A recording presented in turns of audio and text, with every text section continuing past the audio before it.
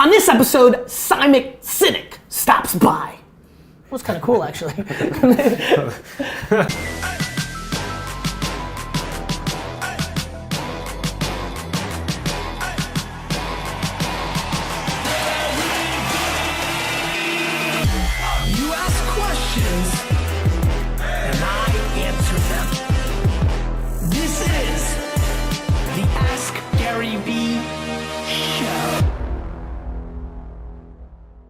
Hey everybody, this is Gary Vaynerchuk, and this is episode 226 of the Ask Gary V Show.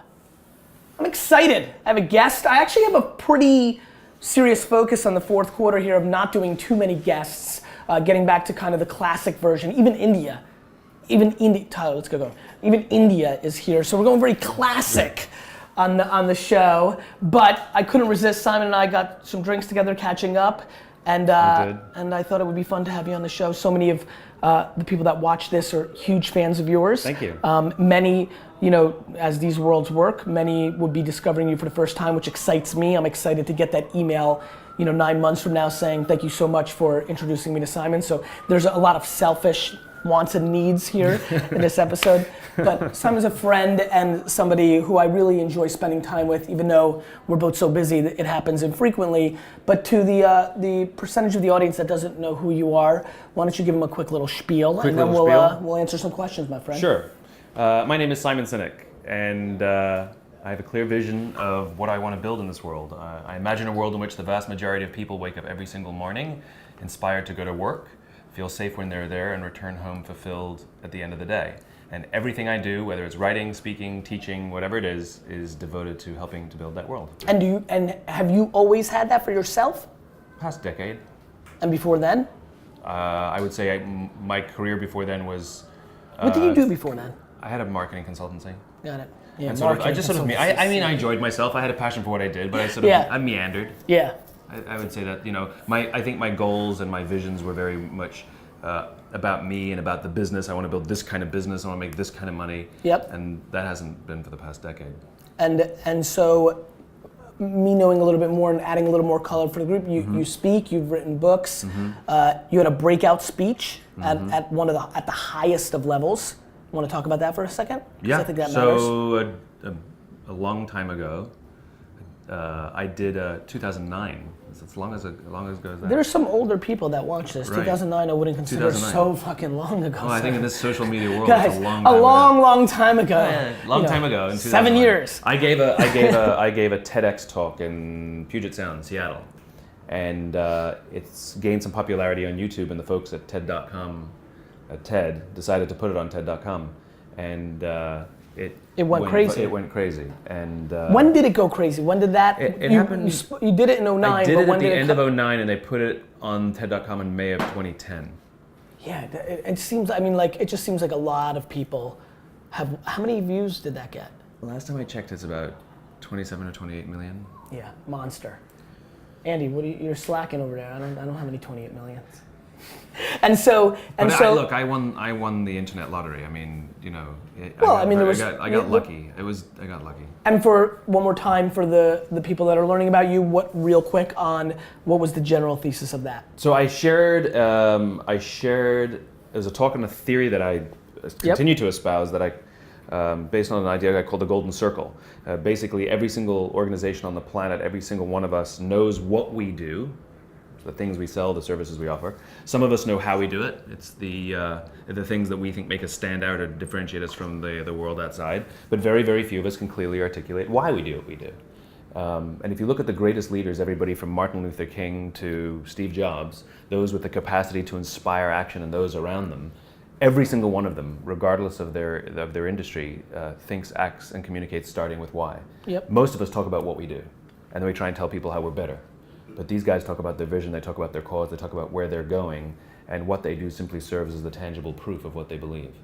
It profoundly changed my life. It continues to be the way in which I organize information, make decisions, set strategy, all of it. It's the North Star. It is the North Star. And I found a language that made it really easy to understand. And actually, the cool thing is actually grounded in the biology of decision making. So So it's not like some highfalutin management theory. Right. It's actually grounded in how the brain evolved and makes decisions. And what about your book world? You've written now what, 3? Third book. Yep. Yeah, came out today. This is the day. This is the Is day. that what's in there? No. What the hell? I was super pumped. I'm like, he's got a box. We sent you some. I know, but I lost it. You lost it, so you didn't even read it. No, read it. I've never read I've read like 4 books in my life, like Joe Namath, Life Story. You do realize it only has like 200 words in it. That sounds like a lot. it's a lot of pictures this time, right? It is a lot of pictures. So what are the 3 books real quick, so and we'll link those the up. first, And on India, I think it's time for you to reassess and re-enter the ecosystem. I feel like, Dunk and Sid and all these characters, nobody can play up to the level of your quality, and so I think we're ready to raise the bar. Ready? Yes, but before we do that, the 3 books. First book is Start With Why. Yes. Which is deeper look into what I've talked about Yes. on the TED Talk. Second book is Leaders Eat Last. Yes. Which is all about where trust and cooperation come from, and how you build trust and cooperation. You ever consider calling it like Leaders Don't Eat at all? Because that sometimes happens. That sometimes happens. Yeah, that's very true. And this new one that comes out today? And the new one that comes out today is called Together Is Better. Okay. A little book of inspiration. Yeah, that's what it is. And it's basically a beautiful little illustrated book with quotes and aphorisms, but it's a metaphor.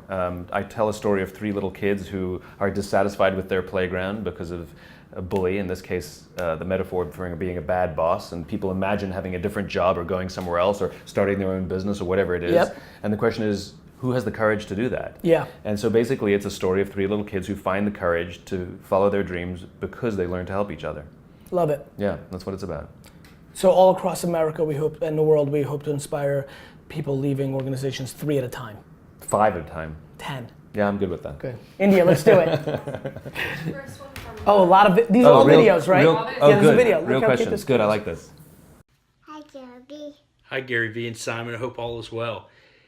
Question that I have for y'all is, can somebody's personal why on why they work for a business vary from the business's why? Or is that just never good? Thanks a lot. Keep climbing. So if it's your business, the business's why and your why are exactly the same thing. Yeah, but he's asking if he works for an organization, he knows the organization's why. I mean, a lot of the people here, right? The organization's why. A lot of them know Vayner's why, Sure. but they may have separate whys within it. Can they coexist? Can Sure. an employee's why and an org's Sure. why coexist and everybody wins? Sure. The simple answer is yes, if they go together.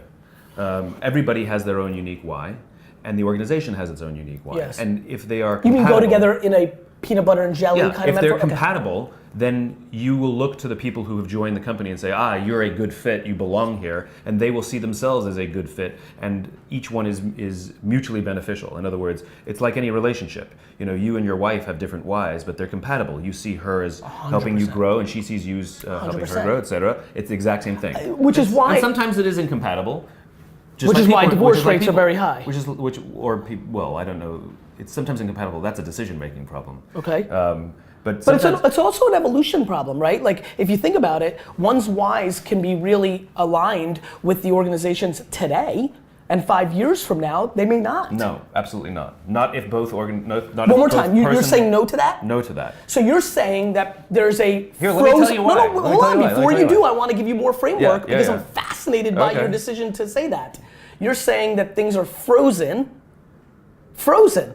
and that one's context of how the world, for example, that it's so frozen, both North Stars, that one who's an employee who's rolling quite along and has a why, but then child dies from cancer along the way, isn't reframed into the context of where maybe it's not aligned anymore. No. The word, I wouldn't use frozen.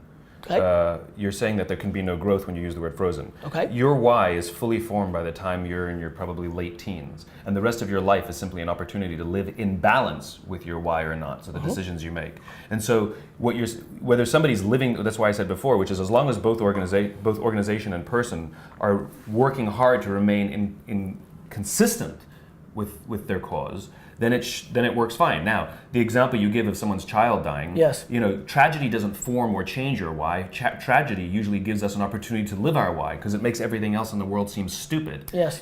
And that forces us to say there's something bigger and more important here. Very often, tragedy pushes us into why, not the other way around, not pushes us away from it. I totally agree with you. I think the most extreme things that happen in people's lives actually just accentuates the reality It of what's going exaggerates on. of who you really 100%. are. The test of someone is not when everything's going great; it's when everything goes wrong. That's where your true colors show. Or similar to that, but a slightly different version for everybody. I'm fascinated by people's wealth and fame, really not changing them at all, just finally exposing who they actually are. Yeah. And that's not a tragedy. And that's a hard usually, thing. in theory, a good thing. That's a hard thing. But it's a real thing. Absolutely. All right.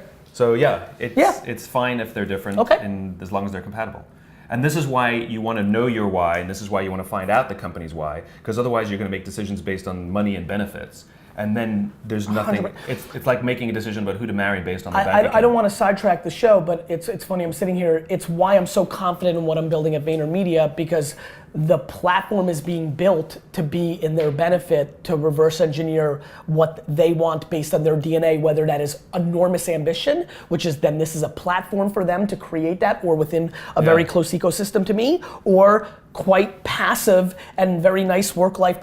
I have actual zero emotion one way or the other of what they actually want. I just want to build a framework and a platform that gives them those options, and I think that's the great mistake that most businesses make. And isn't that what you preach in your work as well? 100%. So it's I have no interest in. So the why is clear internally and externally. 100%. I love that. Which is because to me otherwise everything crumbles in its hypocrisy if you don't do that. Amen. Matthew. Hey Gary, Matt LaMarche here in Atlanta, Georgia. Hope you're doing well. I had a quick question about self-awareness. Do you think it's more about maturity and wisdom, or is it something that you're just built with? Thanks so much for taking the time. Have a great day. That's a good question. So I've been talking a lot about self-awareness. Yeah. I'd love for you to take the floor first. Maybe you haven't had as much time to ponder this world. What's your take on self-awareness? Do you feel like you have it? Do you feel like it grew? Is it, for example, I believe it is the ultimate power. Mm-hmm. Once you have that, boy, can you start navigating. I'm struggling because so many people have really caught attention to this and are asking me to help them figure out how to gain more of it. And I'm like, Jesus, this is, there's certain places where your skill set stops. Mine stops at, how am I gonna, I don't know. Boy, do I know the people that I know that have it are winning. And not just financially or exposure, like they're just in a happy place because of that self-awareness. What is your thought on self-awareness? Yeah, I think it's a skill like any other. So you do think it's something that can be developed? Some people might have natural capacity for it, but however they were raised, like any other skill, It's like in the world. Some people are good at basketball, and some people have to work very hard to be good at basketball. But it's. Do you think one caps out though? In a basketball analogy, Dunk is a nice looking athlete, but he's never going to be an NBA player. Right. He has a ceiling of his basketball skills. Do you think people have a ceiling? I don't know if people have a ceiling. I don't know if people have a ceiling, but I think self-awareness is a skill, a practicable, learnable skill. And I think the one of the big things about self-awareness is we don't really know how we're being perceived. We think we know how we're being perceived, and sometimes we act in a way, when we act all pompous because we want to appear strong, but really we appear weak. And that's right. We're not always which is a common aware. one, by the way. Which is right. And so I think the big thing about learning to be self-aware is being open to the feedback from people who love you and care about you, who are willing to say to you, when you said that, you looked and sounded like an ass. Yeah. Right. It's funny. And to be open to that kind of harsh, but from a good place, critique is the only way to learn how you come across. It's funny you said that. I think the closest I've ever gotten to answer this is that, and then actually putting that inner circle in a safe place to tell you the truth. Exactly right. Because those same people are scared they love you. And if you're defensive the whole time, then game over. Then you are not learning self-awareness. I would tell you that my reading of comments over the last decade on social, and taking each with a grain of salt. Your biggest fans, you can only let your ego go so far, and you're aware that some people troll for the sake of getting reactions from the community, things of that nature. But the net, the millions in a net composite score has definitely been. I would always say that listening has done a lot more for me, even though I love to talk and always talk. That consumption pattern it has been a very big deal. So for there's me. a wonderful story about listening. Okay. The problem when people say you need to be a better listener is we are human beings and we need to communicate, and communication is two ways, listening and speaking. But everybody's like, you got to be a better listener. Like, but here's the best understanding I have of it. So Nelson Mandela is universally regarded as a great leader, which is important because different people are viewed differently in different nations. But Nelson Mandela, universally regarded as a great leader, right? He was actually the son of a tribal chief, and he was asked in an interview once, "How did you learn to be a great leader?" And he tells the story of how he would go to tribal meetings with his father, and he remembers two things. They always sat in a circle, and his father was always the last to speak. And in terms of leadership and listening, I think the idea of be a better listener is actually half the advice. I think the advice is practice being the last to speak. You see this all the time in meetings where everybody will sit around a room, the senior guy will be like, all right, here's the problem, here's what I think we should do, but I'm really interested in what your thoughts are. Yes. Let's go around the room. It's too late. You've influenced the room. You've created the framework. And people bend and mold, as opposed to saying, here's the problem, I'm interested in what you have to say, without saying anything. And not even, and having this, and this takes practice, not even giving a hint whether you agree or disagree. If anything, you ask questions to learn more, you get the benefit of hearing everybody's opinion, everybody gets to feel heard, and then you get to render your opinion. So I would tell you, and this is for people that are running businesses, that is a micro example of the way, and I think makes a ton of sense. I would tell you, Andy, you obviously direct report to me, you run our team. I think people would be stunned by how little we talk at all. Like the level of the level of micromanagement I put on, like my version of that is actually letting people do their thing and watching it from speaking last. I guess my punchline is by the time I get into the meeting where we're like, here's the problem, the amount of listening that has been done because I've created such a white canvas for the leaders to do their thing and I can watch it and contextualize what they're doing is the macro version. Because once you're in that meeting room, that's basically the final pitch of what's been going on over that period of time. Okay. Yeah, it's interesting. It's interesting. I believe in that quite a bit. Okay, good. I mean, I think, I on the other hand do think that all skills have a max out. At some level, your hardwiring, limits. So you can't continue to grow till the day you die? No, I think that's the black and white version of that. Yeah. I think that you can continue to make incremental steps, but I think that there are people. So there's a diminishing returns kind of. Absolutely, Thing. I believe that because Yeah. I believe some people are just delirious Yeah. in this chase that they're going to be at this upside of any skill. Yeah. And I think that's and interesting. people lose practicality at some level. And the question is where is everybody? If here is the max out Right. or the diminishing returns. That's right. The question is did you stop does here? anybody Yes. even get here? I mean, Yeah. I think most people are still in here. And which is why I'm always very careful That's interesting. to not play too much to the negative Yeah. because I don't want somebody to stop here. Yeah. But at the same token, in a world where there's a lot of voices and everybody can do everything, Yeah. we need to level that's some good. level I of like that. practicality. Yeah, that's Oh, interesting. thank you. From Bill. Bill. Hey, Gary and Simon. My name is Bill Clanton, BillClantonBooks.com. I'm an adult coloring book illustrator. I live here at the Jersey Shore. I make coloring books for grown-ups.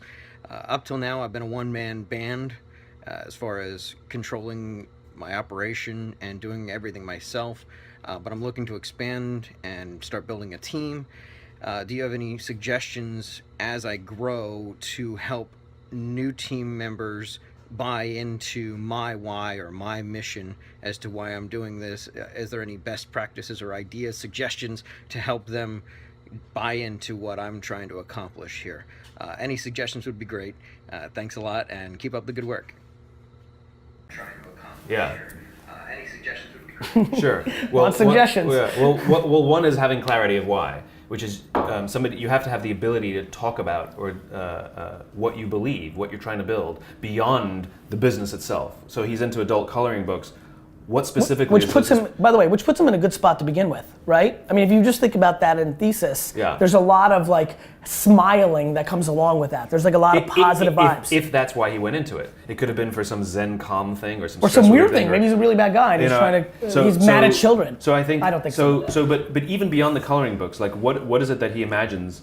The ability to talk about his vision, and if he can't talk about his why in hard terms, can he tell stories of his own experiences or people he admires that if somebody hears enough of those stories, they can kind of get a sense of who he is.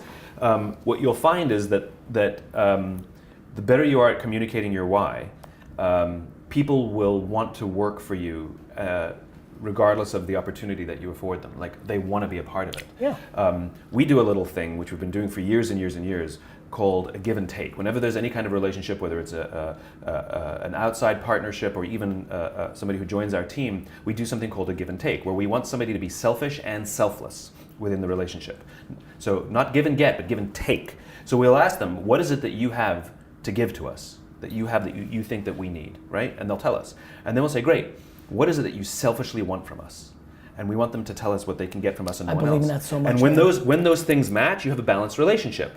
Because, so for example, I've had it with people. They'll tell me what they have to offer, and that's awesome because that's what I want. And then they'll say what they want to take, and they go, oh, I want to work with smart people. I'm like, plenty of smart people. What is it you want to take from me? They're like, oh, I want to help build something.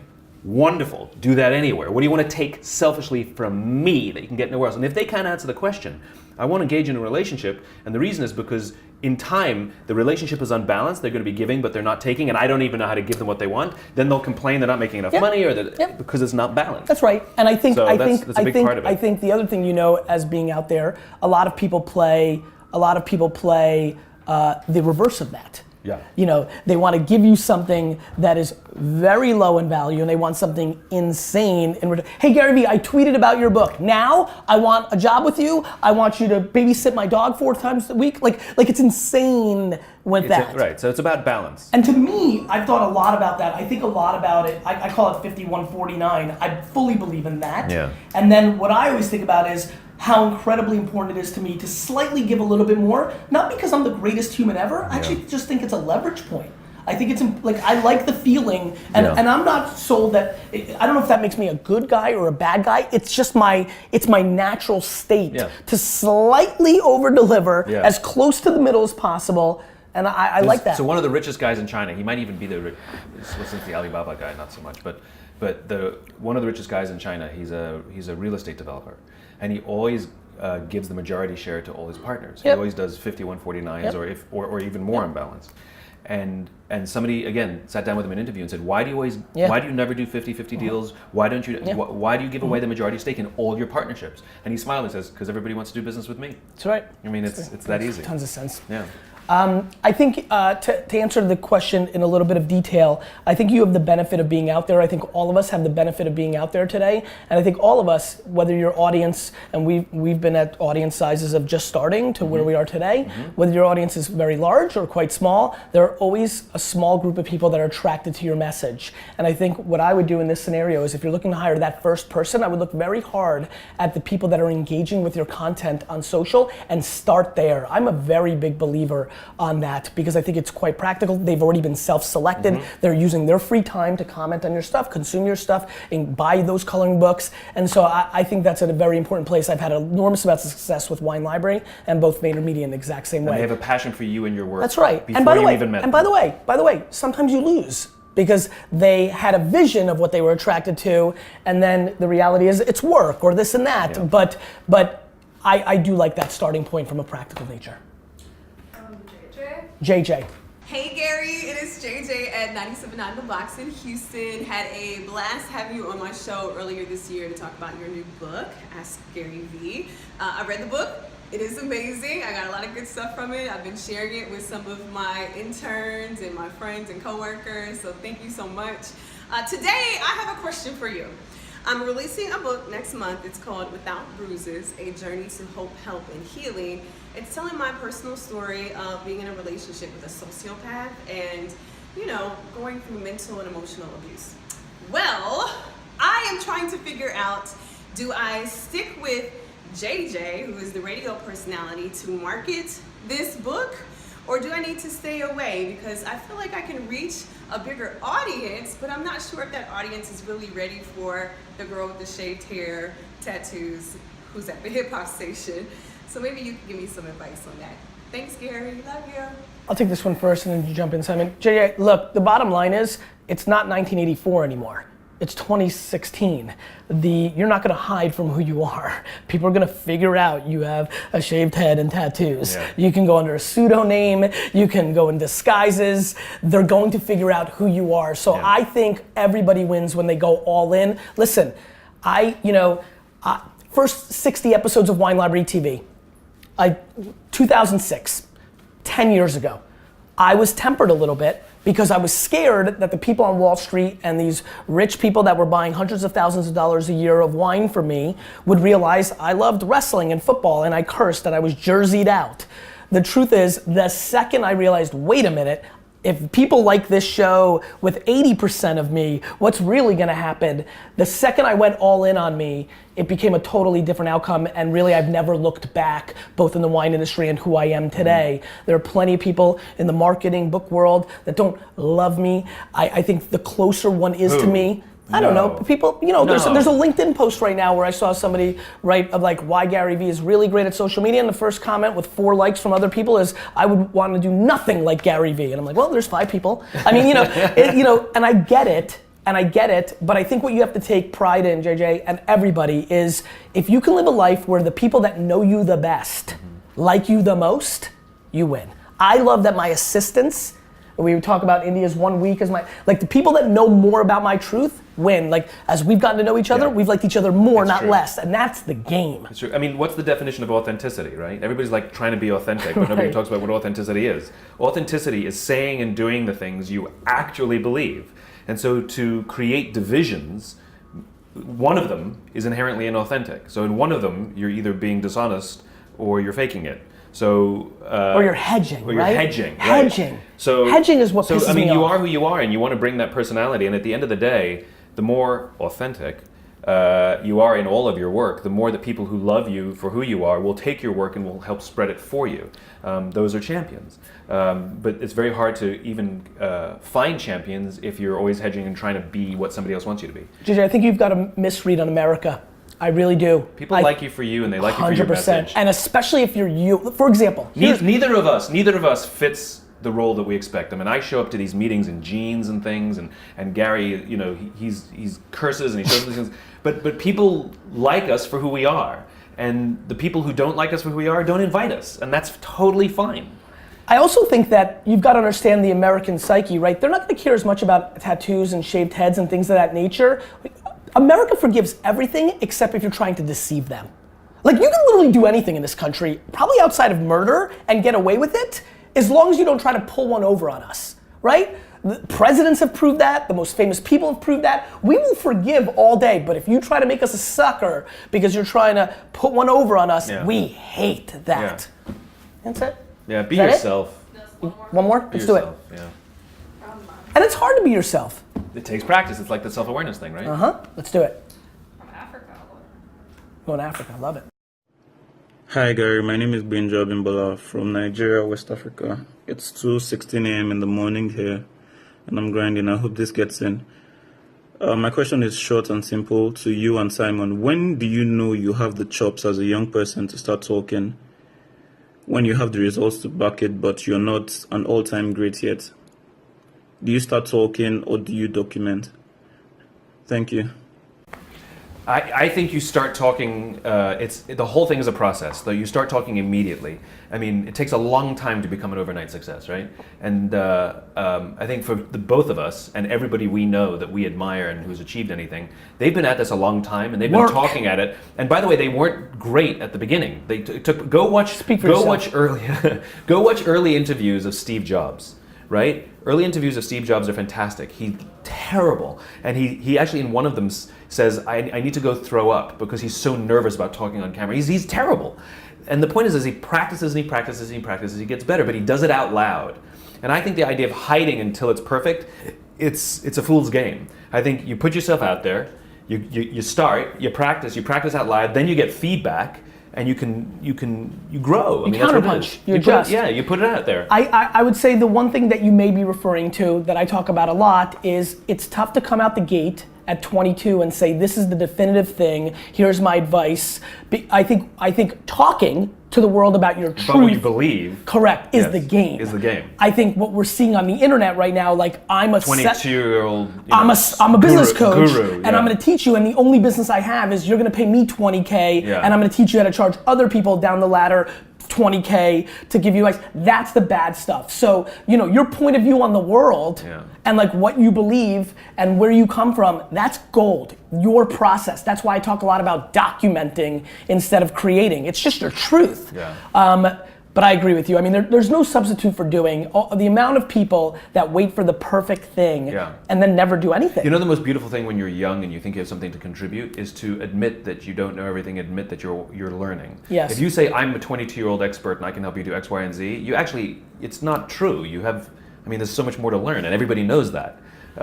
Everybody who is the kind of people that you want. The people that are attracted to that are going to do very little for you besides some short-term dollars. Agreed. And if you say, look, I'm in this business, I'm fascinated by it, I'm growing fast, I'm learning fast, I'm still a student of this stuff, but I have this service to offer, that humility is unbelievably attractive, and people want to be a part of that because they know you're showing up to learn, not to... Simon, I don't know if you're paying attention to this, but in reverse what's happening is people are renting expensive things, showing a bullshit lifestyle on Instagram, like, you know, going to, like, they're asking their dad to take $25,000 out in cash from the bank, putting it on a bed, taking a picture, then putting it back in the bed, like just complete and utter fraud. And it pisses me off. That's insane. Yeah, and by the way, like it's just a non-winning game. And you only attract people who want the that, worst. and that's not even who you are. The worst. Anyway, Simon. Probably lying, isn't it? Question of the day. Every guest gets to ask the question of the day. You get to ask them a question. You'll get hundreds of data points back in return that you can adjust to, both on Facebook and YouTube. So what would you like to ask the Vayner Nation? What is on your mind? What would you like to get a good solid survey in return from? I want to know if, whether you have your own business or work for a bigger company, I want to know, do you feel loved and supported by the people around you? Do you feel that the cultures in which you work or the culture in which you're building are ones of cooperation and of trust? Or do you feel like you have to keep your guard up the whole time? You can't really trust anybody, and you definitely can't trust your boss. I want to know that. And if you are feeling supported and loved, tag that person. I think we are just not deploying enough positivity. Agreed. And I think if somebody's doing that amazing thing for you, they would feel very nice when this shows up in their notifications and realize they're doing that for you. Yeah, thanks very much. Yeah. Love you, pal. Wonderful. Thanks a lot. Good. You keep asking questions, we'll keep answering them.